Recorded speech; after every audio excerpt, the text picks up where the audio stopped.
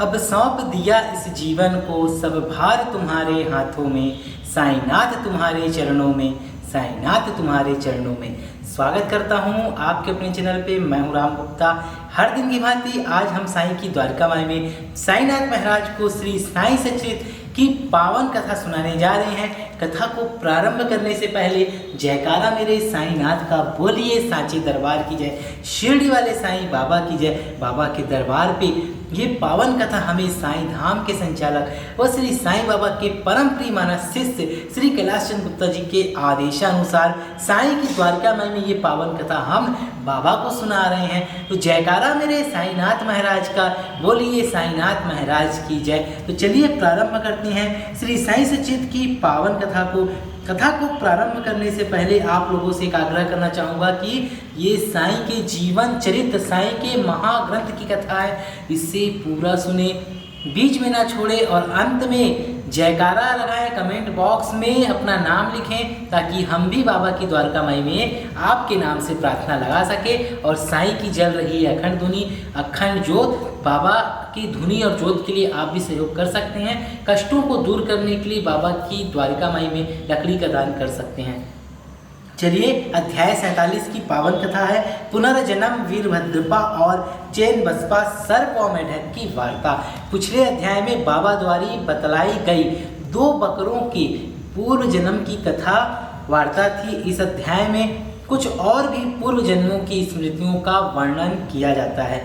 प्रस्तुत कथा वीरभद्रपा और चैन बसपा के संबंध में है।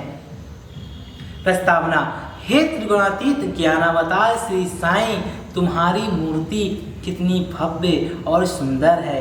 हे अंतर्यामीन, तुम्हारे श्रीमुख की आभा धन्य है। उसका क्षण मात्र भी अवलोकन करने से पूर्व जन्मों के समस्त दुखों का नाश होकर सुख का द्वार खुल जाता है। परंतु हे मेरे प्यारे श्री साईं, यदि तुम अपने स्वभाववश ही कुछ कृपा कटाक्ष करो तभी इसकी कुछ आशा भी हो सकती है। तुम्हारी दृष्टि मात्र से ही हमारे कर्म बंधन छिन्न भिन्न हो जाते हैं और हमें आनंद की प्राप्ति हो जाती है। गंगा में स्नान करने से समस्त पाप नष्ट हो जाते हैं, परंतु गंगा माई भी संतों के आगमन की सदैव उत्सुकता पूर्वक राह देखा करती है कि वे कब पधारें और मुझे अपने चरण रज से पावन करे। श्री साईं तो संत चूड़ामणि है, अब उनके द्वारा ही हृदय पवित्र बनाने वाली यह पावन कथा को आप सब सुने। बोलिए साईनाथ महाराज की जय। सर्प और मेढक। जी हाँ, साईं चरित में यह भी कथा है सर्प और मेढक की। श्री साईं बाबा ने कहा, एक दिन प्रातः काल 8 बजे जलपान के पश्चात मैं घूमने निकला। चलते चलते मैं एक छोटी सी नदी के किनारे पहुंचा और मैं बहुत थक चुका था। इस कारण वहां बैठकर कुछ विश्राम करने लगा। कुछ देर बाद मैंने हाथ पैर धोए और स्नान किया। तब कहीं मेरी थकावट दूर हुई और मुझे कुछ विश्रांति का अनुभव होने लगा। उस स्थान से एक पगडंडी और बैलगाड़ी के जाने का मार्ग था, जिसके दोनों ओर सघन वृक्ष थे।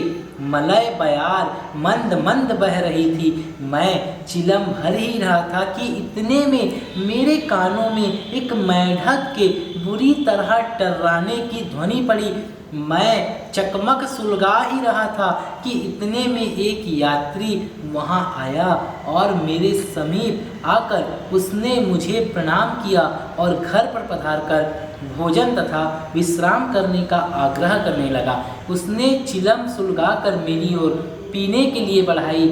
मेढक के टर्राने की ध्वनि सुनकर वह उसका रहस्य जानने के लिए उत्सुक हो उठा। मैंने उसे बतलाया कि एक मेढक कष्ट में है जो अपने पूर्व जन्मों के कर्मों का फल भोग रहा है।